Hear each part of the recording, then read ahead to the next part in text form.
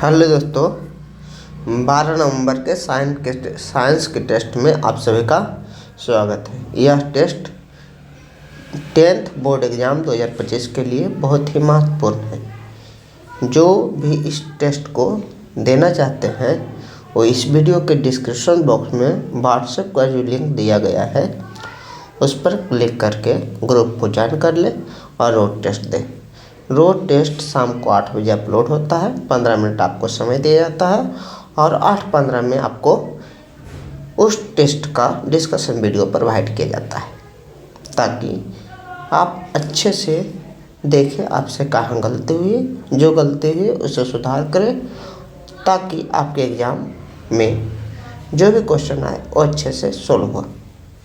देखते हैं पहला क्वेश्चन कह रहा है वर्ग 17 के तत्व को किस नाम से जाना जाता है।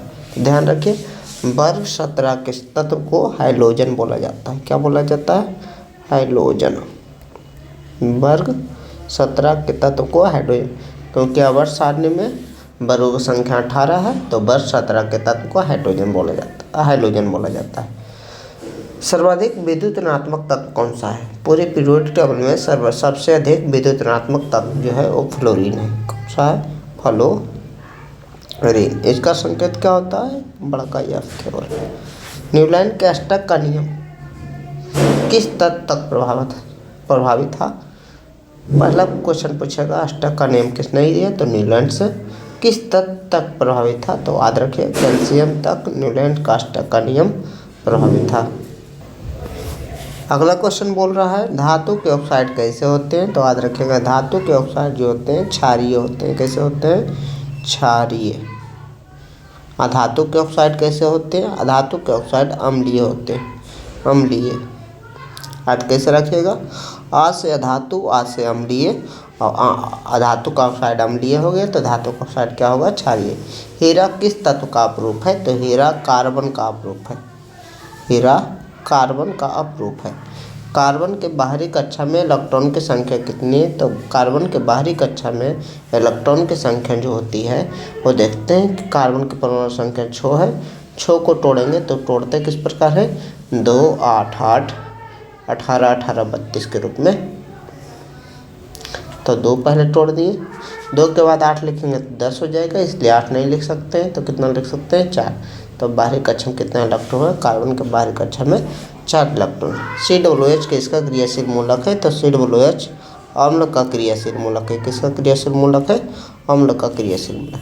एथेनॉल का सूत्र लिखिए। एथेनॉल शराब को कहा जाता है, इसका सूत्र क्या होता है? C2H5OH। पीने वाला शराब को एथेनॉल कहा जाता है। साबुन का सूत्र लिखना है। साबुन का, जिसमें साबुनोकरण पढ़ाए होंगे उसमें साबुन का सूत्र बताए होंगे। C17H35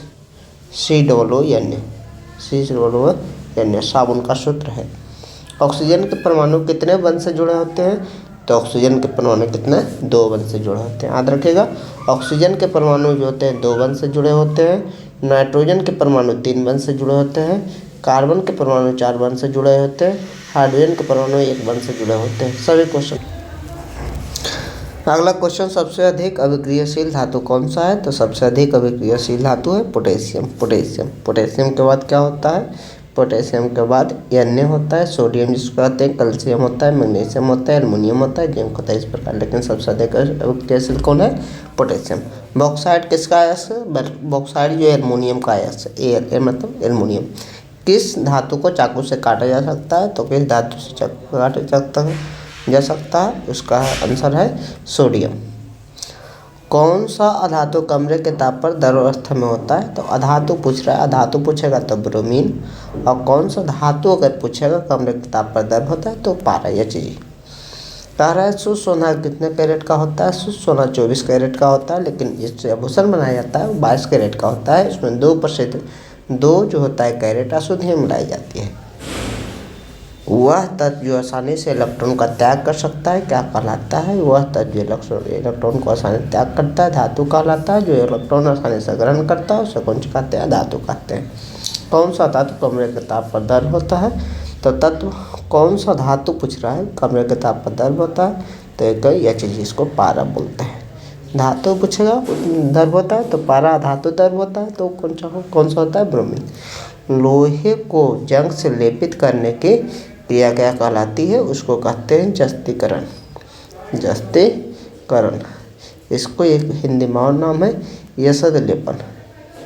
यशद लेपन, अंग्रेजी में बोलते हैं गैल्वेनाइजेशन। गैल्वेनाइजेशन ऑप्शन में कुछ दे सकता है तो तीनों ध्यान रखेगा। अमोनिया में नाइट्रोजन और हाइड्रोजन के परमाणुओं की संख्या का अनुपात। अमोनिया का फॉर्मूला क्या होता है? NH3। Na3 में नाइट्रोजन के कितने? 1 परमाणु है, तो इसका आंसर क्या होगा? 1। हाइड्रोजन के कितने परमाणु? 3 परमाणु है, तो 1:3 इसका आंसर हो जाएगा। विरंजक चूर्ण का रासायनिक सूत्र क्या होता है? तो विरंजक चूर्ण का रासायनिक सूत्र CaOCl2 होता है। Calcium oxychloride. बोझा चूना का रासायनिक सूत्र क्या होता है? तो बोझा चूना का रासायनिक सूत्र CaOH2 होता है। बोझा चूना है तो ऐसा रखे पानी का कारण बुझ गई, H2O आना चाहिए उसमें। अल्केन का समान सूत्र क्या होता है? अल्केन का समान सूत्र होता है CnH2n+2। अल्केन पूछेगा अल्किन ALKENE, तो उसका होगा CnH2n। पूछ देगा अल्काइन ALKYNE, इसका समान सूत्र क्या होता है? तो CnH2n-2 होता है। पहला +2 अल्केन होता है, ENE मिला, ENE खाली CnH2n और YNE-2 CnH2n। शुद्ध जल का pH कितना होता है? 7 होता है, जिसको उदासीन कहते हैं। शरीर में कौन सा अम्ल पाया जाता है? मौलिक अम्ल। मैलिक या मौलिक अम्ल को बोलते हैं, मैलिक या मौलिक दोनों बोलते हैं। अम्ल पाया जाता है, शरीर में कौन सा अम्ल पाया जाता है? अगर ये वीडियो अच्छा लगे तो वीडियो को लाइक, शेयर, सब्सक्राइब करें और अधिक से अधिक आप लोग व्हाट्सएप ग्रुप से जुड़े। व्हाट्सएप ग्रुप पर सब्जेक्टिव क्वेश्चन भी कराया जाता है। Thank you so much for watching this video.